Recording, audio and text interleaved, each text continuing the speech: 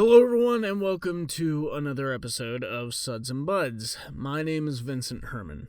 I am going to get to the reason for this episode, but first I want to say I do know, yes, the release schedule is crazy again after yet another sweeping declaration that I'm going to be keeping up with it and we're going to be putting this thing out and that thing out and this, that, and the other thing. Well, editing conditions being what they are, a little more crazy than I'd prefer them to be. I could be editing some pre-recorded stuff, but recording conditions are just awful right now. So it's mostly my fault. I've been focused on other things, but that is almost all solved. So if you're jonesing for it, eventually there will be a standard release schedule, at least for one show.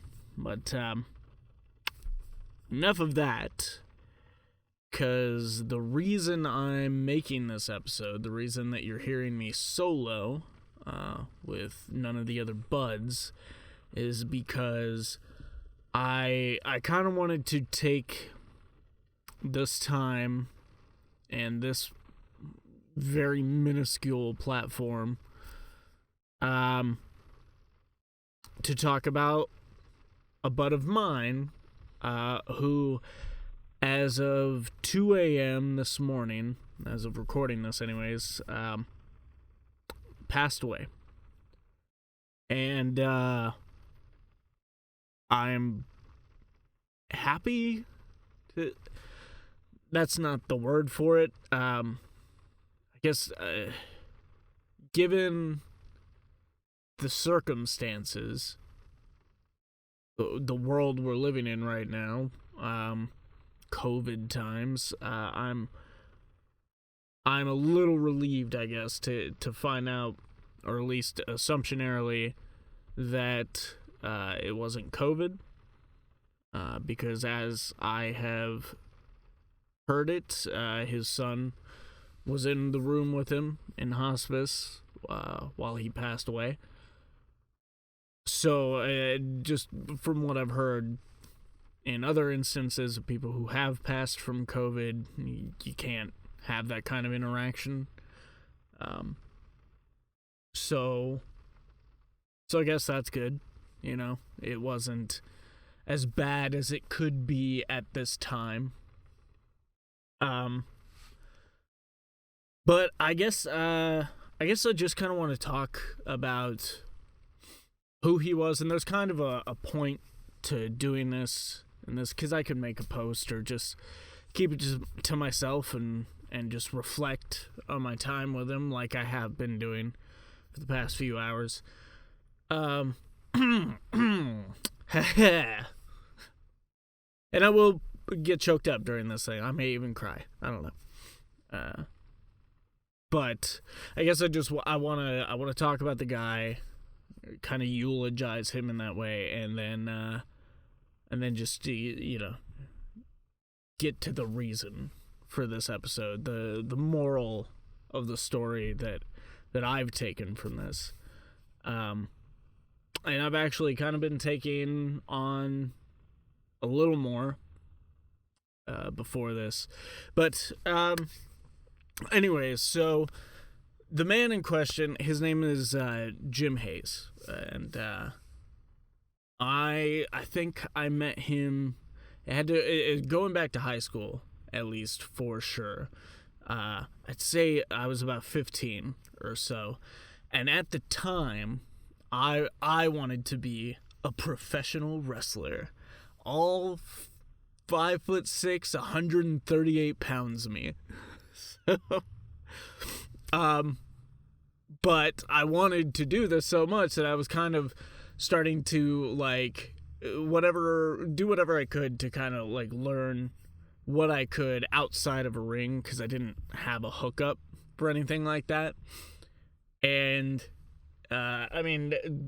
so much so that I even checked out of the local library Professional Wrestling for Idiots, and I was practicing it to a T. retaking it out every time it came up due. And so I was really wanting to do this. And I don't know exactly how word got back to Jim, who at this point I had not met yet. But he, for many years, was seeing a friend of mine at the time's mother, Lori Tipton. And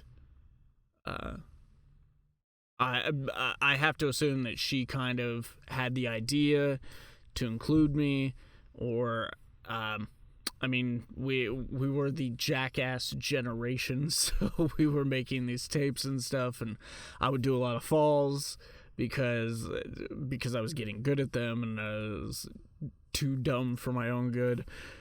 But either way, I got asked through someone or another.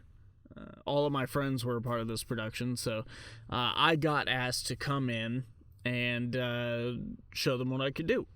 And so I did, and it went really well, and they had to talk me into it, because we're not going to make this episode all about this. This is a good subject for another time, but my preconceived notions were not good about theater, and what my involvement of it might say about me. All of that stupidity is over. But took some convincing, but they convinced me to do it because they were like, at the end of the day, you're going to have fun. You're going to be doing a little bit of wrestling, you know? So I said, cool, awesome. Yeah, you know what? You got me with that. Let's do it. And I did. I had a lot of fun. And this is where I met Jim. I believe he was the director of this piece. But it didn't, even if he wasn't, and the show was As You Like It. It's a Shakespearean Appalachian comedy. But even if he wasn't the director, just the way he interacted with us, I remember being very director-like, and he carried that throughout a few shows that I was a part of that involved him, both as the director for sure, and otherwise. But I had a lot of fun on this, and one day, one of the actors could not perform his part. He was deathly sick. And they had a stand-in. He was playing like 3 different parts. And they had a stand-in for the big wrestler, so I could still do my part in that scene. But they had nobody to cover his drunken priest character. And again, convincing, because I'd never done anything like this before. It was easy enough to come out and do your spot and sell to the crowd and all that, that you got hurt. Okay, fine, I can do that. I'm working towards that.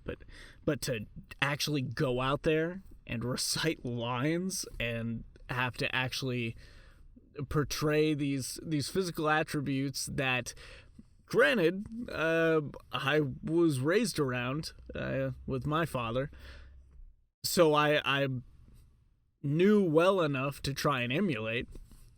It's not like I hadn't been drunk by that point either. I was 15, 16, so yeah, of course. But they convinced me to do it, and Jim, god damn it, Jim was so good with me, you know? He talked me up, and he made me believe I could do it. And I did.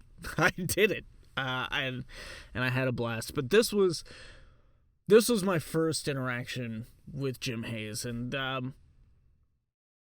like I said, throughout the entire thing, you know, he was very good with me. He was very helpful, and of course they were trying to get what they needed out of me. Sure, they were trying to make a show, but at the same time, they could have handled it so many different ways, and especially given my stupid, shitty attitude towards theater at first, could have taken it offensively. But they didn't. So, anyways, it was a few years later that I do another show with him, but we had a lot of interactions here and there throughout the years. In fact, when I went to college at Shawnee State, they didn't have any majors in a lot of the arts at that time, or even minors. So I just took a few classes just for fun.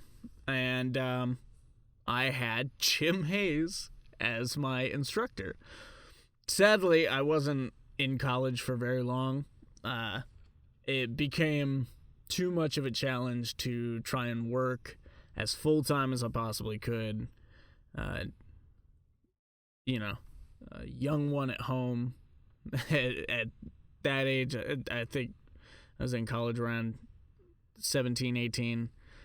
So, yeah, well, definitely 18, but 18, 19, something like that. And it was all too much, and I really didn't like my major. I didn't want to be a photographer. I just took it because it was, like, the closest thing. And I stared down the road 4 years, and I was like, I'm going to have this fucking photography degree and struggling to get by, so when am I going to be able to actually afford a camera? And I dropped out because at that time, there was nothing that I could see or that anyone was telling me was in it for me that would be beneficial, other than student debt. And I would later pay for what I did use. But yeah, he was my instructor in that class, and I'm gonna try and dial it down a little bit from the like biography that I'm basically giving here. I'm just kind of I'm also remembering some of the stuff in the moment. I've been thinking about some of it over the last few hours, but some of the stuff is just popping up as stuff I haven't thought about in criminally too long. So anyways, my instructor, and this was my first taste of improv, which I do not think I was very good at. I am a great idea man when it comes to bouncing stuff off of people, and even just some of my own stuff, but I am not, I never really had the quick-wittedness about it to turn on a dime, and to be completely honest, I didn't exactly understand what we were doing at the time. I don't even think I had ever heard the words improv yet. So while I had fun and I enjoyed myself, I was far too quiet and far too, I wasn't interactive enough to really do much, but he taught me a lot of things that would be beneficial, not just when I went on to do other plays, which at this point I had no idea I was going to go on to do,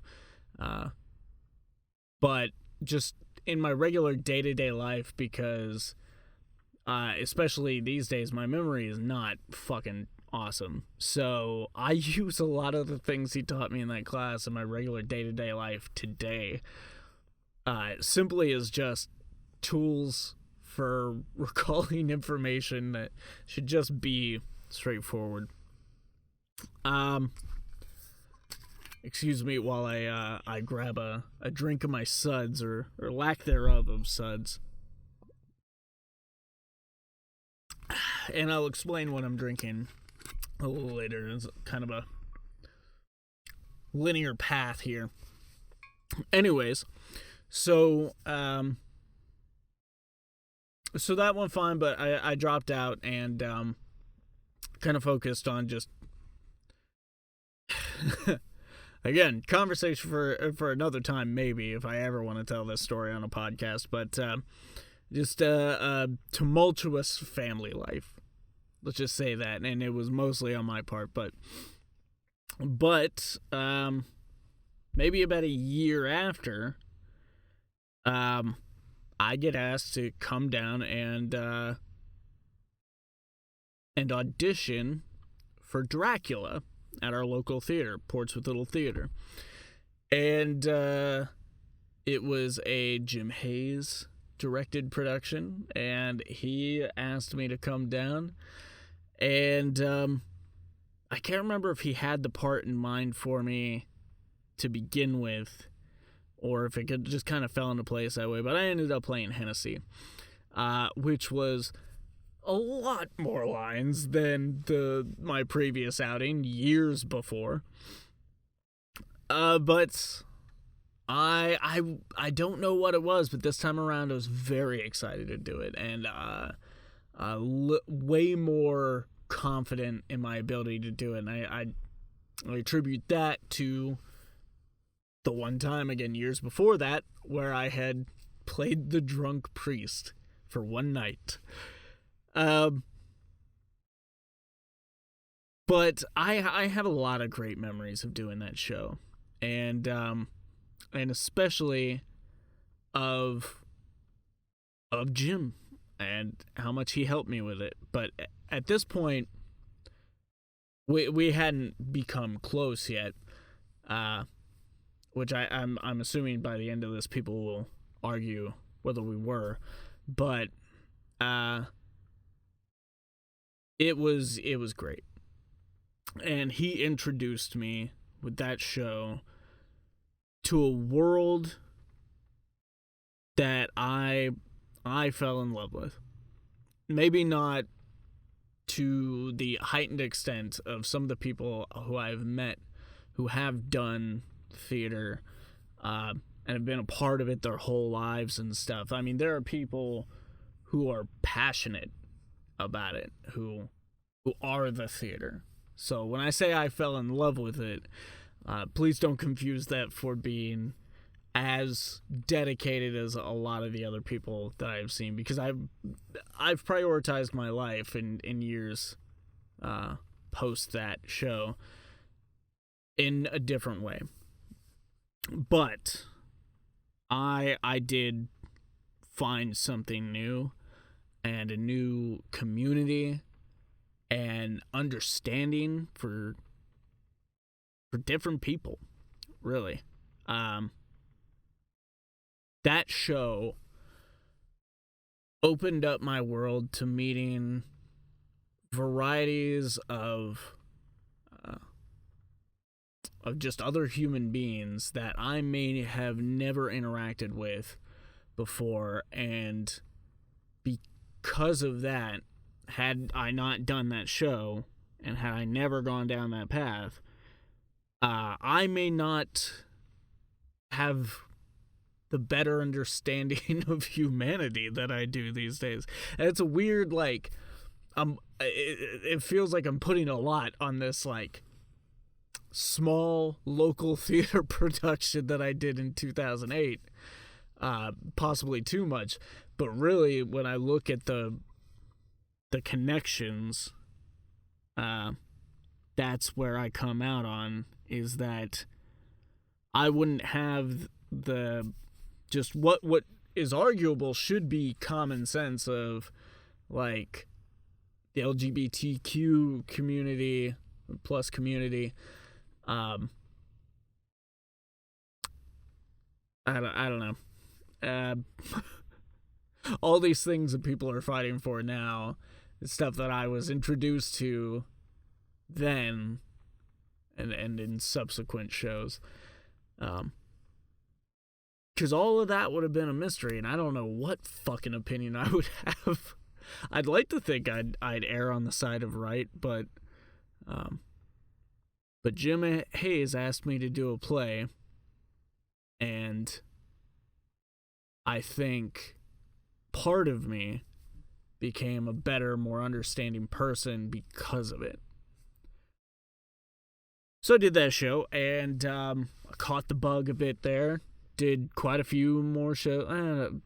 Quite a few is arguable, but quite a few more than I ever expected I'd do at that point in my life. I got to be the lead in a show. I got to be, I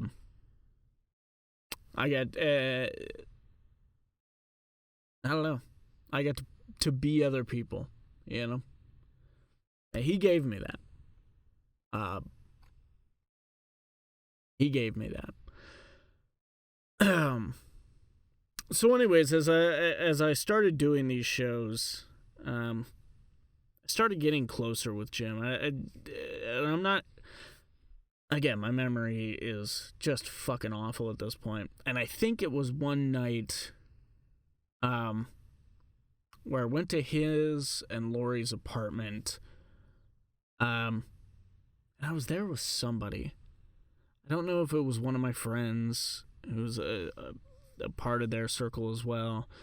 Maybe it was another actor from a show, or maybe I was just there with Lori. But we spent that whole night, we talked about the show a little bit, but we spent the majority of that night just chatting and laughing, a little bit of drinking. But I remember the layout, and I remember the laughter, and I couldn't tell you in a million years what we talked about. And I'm very sad for that, because that is a trend in my life, my entire life. There's so many moments that I remember it. I can remember the smells, and I can remember where I was sitting, and I can remember the layout of where we were, and just little things that I locked in on in the room for whatever attention deficit reason. But I can never seem to remember the conversations. I don't know why. But I think that was the first time where it would start getting to that point. And I had spent some time with them like that a few more times. And it became kind of obvious that although I think smaller than I made it out to be in my head, I think they saw something in me, and I'm still struggling to find to see it in myself to this day. But they saw something in me, and they saw potential, and they took an interest in me. And that led on to us. Like I said, we did some more shows, but eventually we actually did a pilot for TV, brainchild of Lori's, and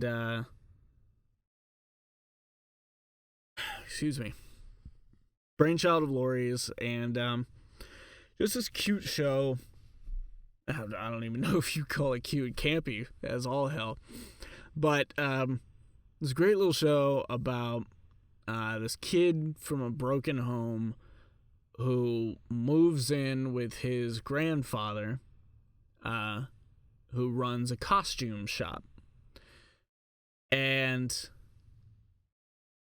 the show would have gone on to tell the story of them reopening this small theater, and all the wackiness that it would ensue from there.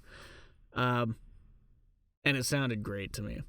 And one of my favorite things about it was that they wanted me to play the grandson opposite of Jim, who would be playing my grandfather. And now, the sparse evenings that I had spent with them, and I mean very sparse, but the sparse evenings I had spent with them would pale in comparison to the closeness that I would start gaining after this show. But this was very exciting for me.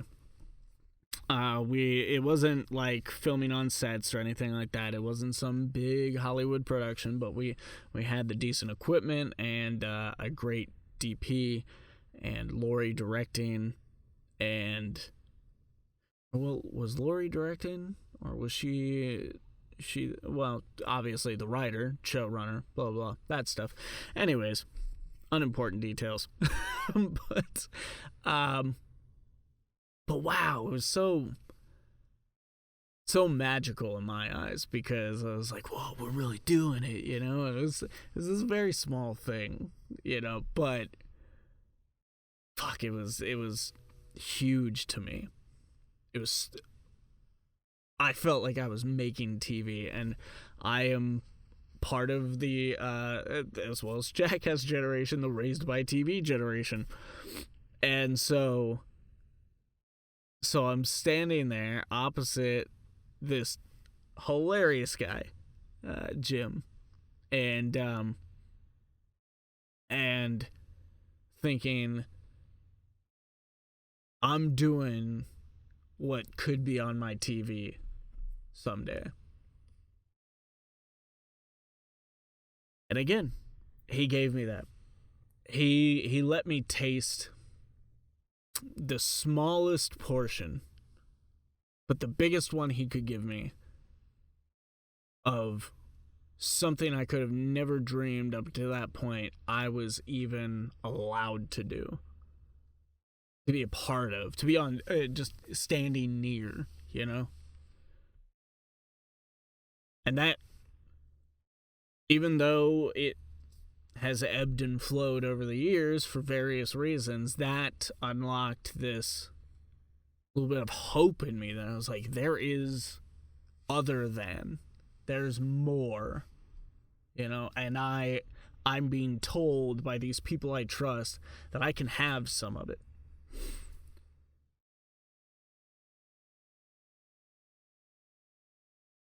And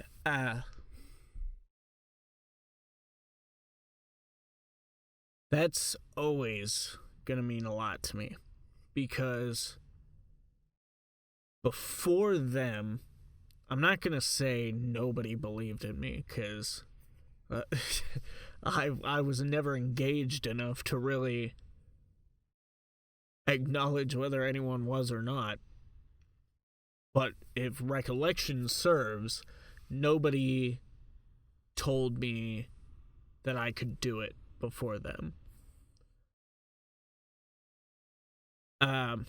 Nobody told me that I had potential to do better.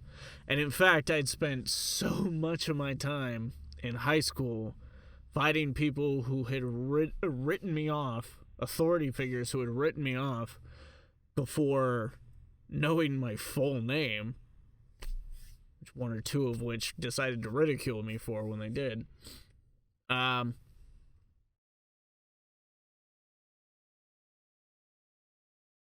But they saw that in me. And unfortunately, I can't put that back in the box, because life would be so much easier if I wasn't always looking to the future and what could be. It's not a bad thing. I cherish it as a good thing, so long as I can stay present enough to make what's going on matter. But yeah, that show was the first time that I truly knew that they were rooting for me. And so they went and they shopped the show around, but where I had heard there was one potential buyer, but unfortunately, Lori's health started to diminish, and not too long later, she passed away. And it was tough. Again, that was one of the two people that I had acknowledged as, like, you're the first people to see any potential in me. You're the first people to tell me, I'm better than this thing that I had assumed myself to be.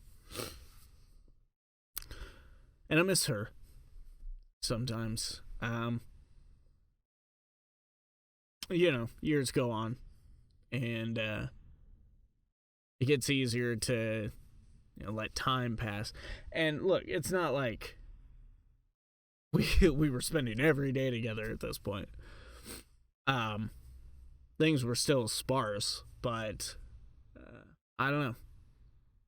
In that very short time, with all the short interactions, she became a very important person to me. And she was a very important person to other very important people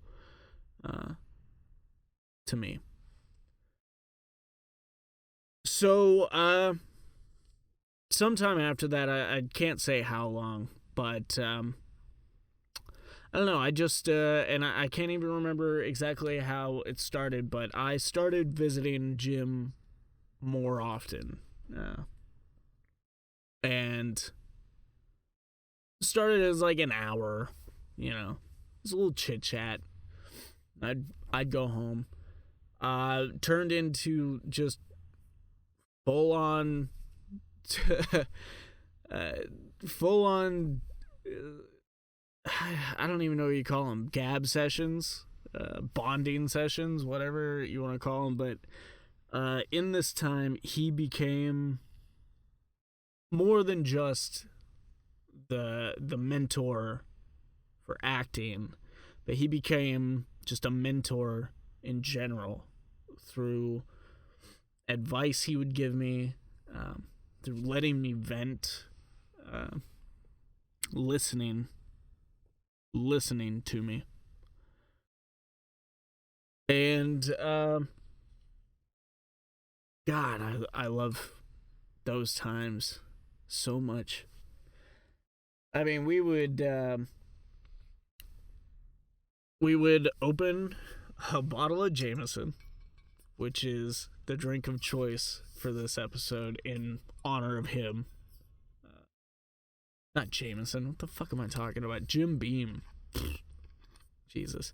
He had Jameson sometimes, but we'd open a bottle of Jameson, pour ourselves a couple drinks. He taught me what sipping whiskey was all about and why the glass was important.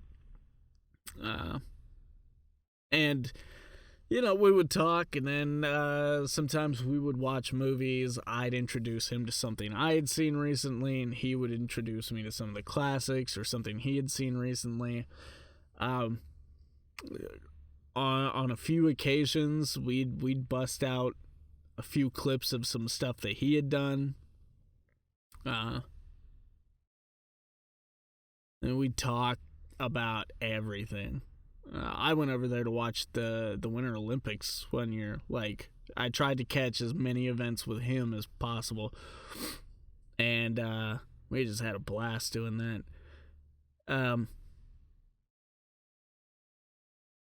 But in those times, that's when he became very close to me.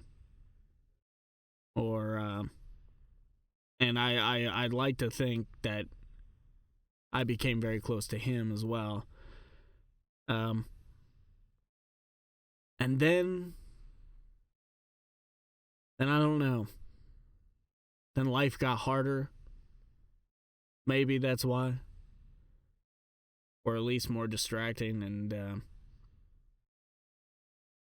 I mean, when I say I was going over there a lot, I mean it was a thing in my house. My ex can attest to the words. They went to go to gyms for a little while, unwind, being a regular thing. And so I was there a lot.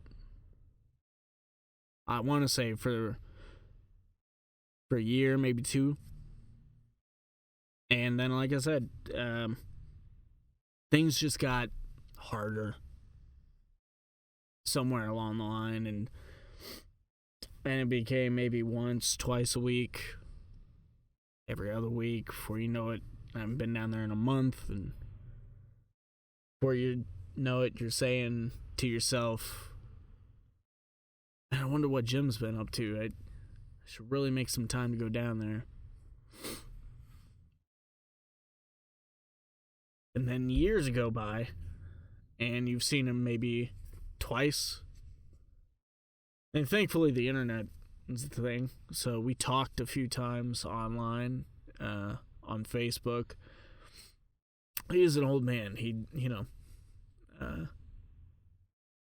We'd start a conversation, and then in the middle of it, I wouldn't hear from him for like a couple weeks. It wasn't all about that. Of course not.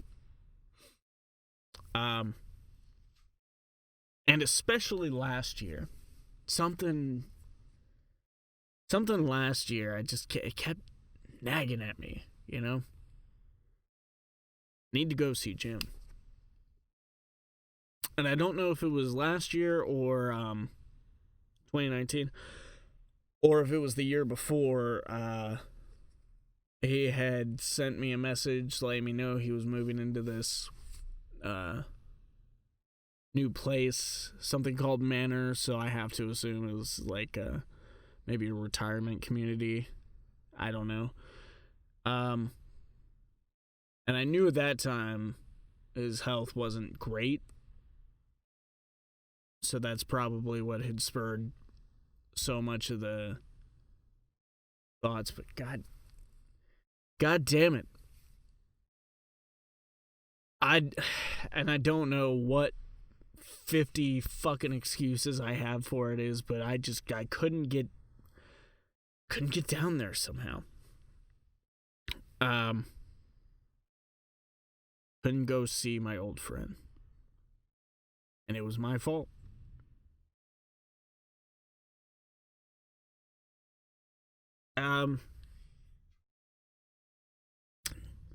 So anyways, I guess that brings me to the point of all of this. To the point of it being something I share with you guys. Not that it's something I would guard heavily as like a secret. This dirty little secret.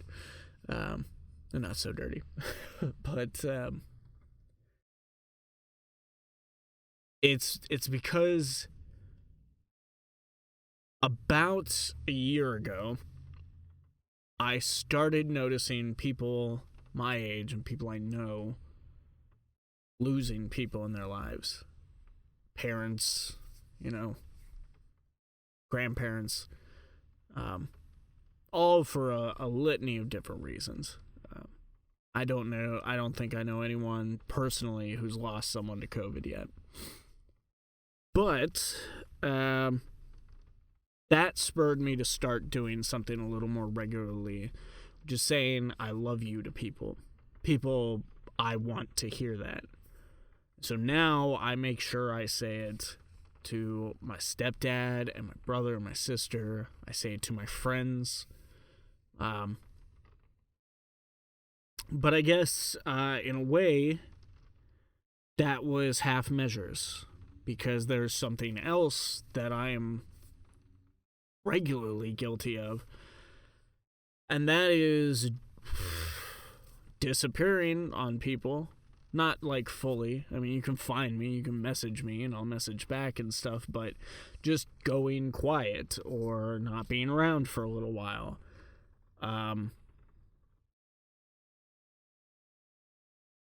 And I'll be damned if I'm not staring down the worst example of that. I mean, because granted, things have been hard for a variety of reasons, but I've had afternoons. I've had evenings where I could have tried harder even just to get a hold of him on the phone or something.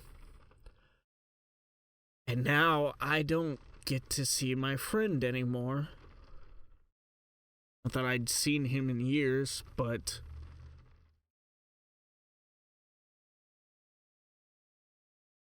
now I know that I have to try harder to be a part of people I care about's lives. Because while he, by argument, for argument's sake, and lack of information, left at his time, the world is random, you know? You don't get to dictate the end of you and someone else's story.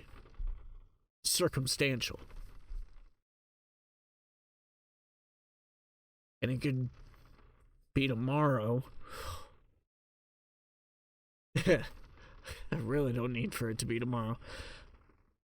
Month from now, and it's so cliche, and you've heard all the platitudes, but you never know if the last time you saw someone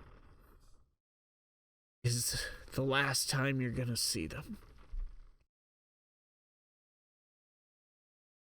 So, to close this out,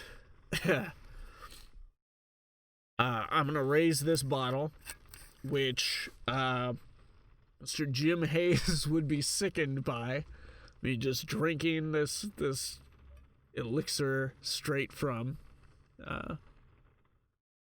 I'm working with what I got here. He would understand.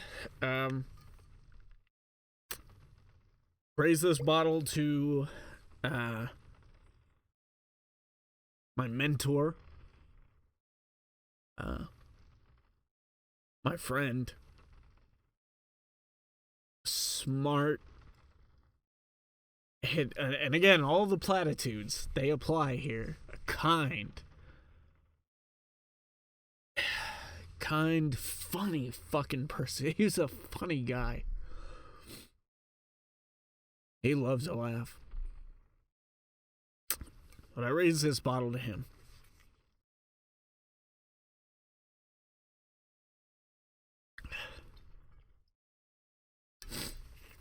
So, per his wishes, there won't be a funeral, and they're going to scatter his ashes, also according to his wishes. And they also raised a great point, is that they asked that instead of people sending flowers or cards or anything of that nature, use that money, any other extra that you might have, and donate it to a local theater, because that's what he would have wanted, and trust me, that is absolutely what he would have wanted.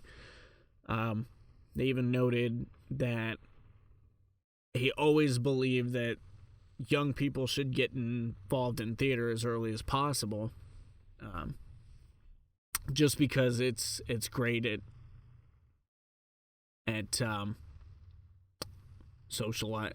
for teaching social behavior and acting as an outlet. But I think I'll be doing that very shortly, and I invite you, if this story spoke to you in any way, if the man you heard about on this episode seemed worth the scratch, to do the same. If you knew Jim personally, I'd ask that you do the same. Not that you probably need to be told. If you knew him well enough, you knew that, yeah, that's absolutely something he would want. I don't know, maybe I'll research some links and put them down in the description below. But thank you very much for listening to this. I'm sorry it's not the upbeat or random or funny thing that we usually do with this. But one thing we always said about this show and its previous iteration was that its beauty is that it can be whatever we want. And mostly, whatever I want. I could do this kind of episode if I want to. So, but again, thank you very much for listening to this. It was cathartic for me, a little therapeutic, to say the least, to just kind of verbalize these things that I've been thinking about for most of the day, since I found out at least. And, yeah. We will see you guys on the next one. There's definitely more coming. So many Suds and Buds episodes banked up, and a ton of edible obscurities. It's just circumstances are not great for kind of staying on the ball with this. So we're on a little bit of a pause, but I hope me crying into a microphone was a good break in that pause for ya. Okay. Goodbye.